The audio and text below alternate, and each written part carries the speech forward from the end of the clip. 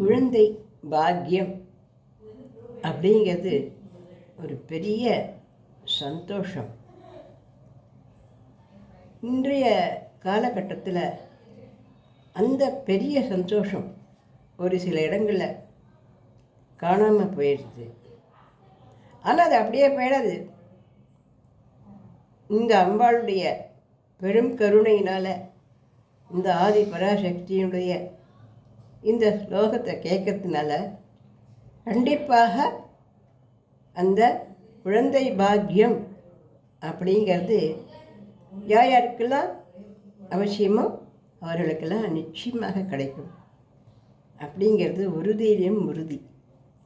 இது ஏன் இவ்வளோ உறுதியாக சொல்கிறேன் அப்படின்னா, இது நம்ம எல்லாருக்கும் மேலே இருக்கக்கூடிய ஆதி பராசக்தியுடைய அபாரமான கருணை கட்டாட்சத்தை தெரிவிக்கிற ஸ்லோகம்.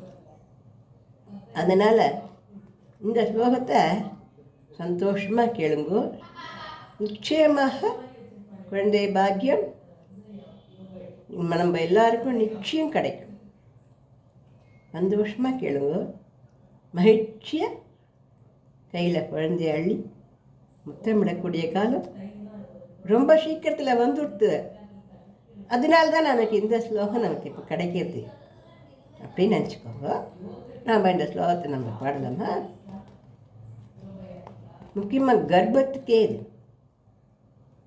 அதாவது உயிரணுக்கள்னு சொல்கிறோம் இல்லையா, ஆண் பெண் ரெண்டு பேருக்குமே அந்த ஒரு சக்தி, அந்த சக்தியை கொடுக்குறவ அந்த ஆதி பராசக்தி. அந்த தாயார் அனுகிரகத்தினால நிச்சயமாக குழந்தை பிறக்கும். அதனால் சந்தோஷமாக நம்ம இந்த ஸ்லோகத்தை சொல்லலாம், கேட்கலாம்.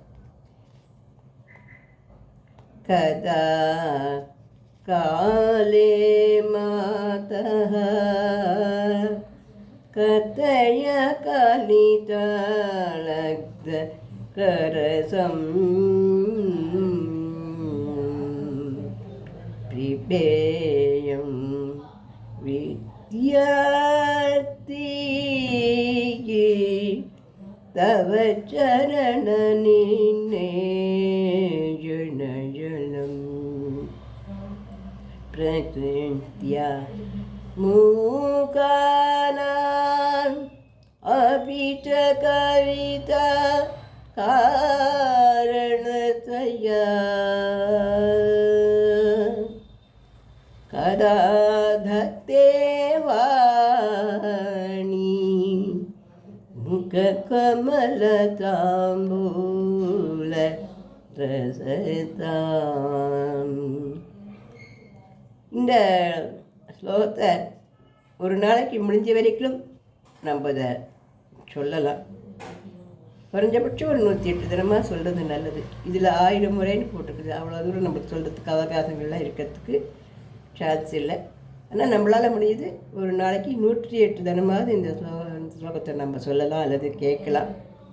தேன், நல்ல தேனாக வாங்கி அம்பாளுக்கு நிவேதனமாக கொடுத்து அந்த தேனை பிரசாதமாக பருகணும்.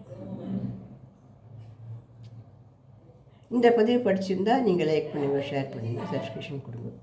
நன்றி, வணக்கம்.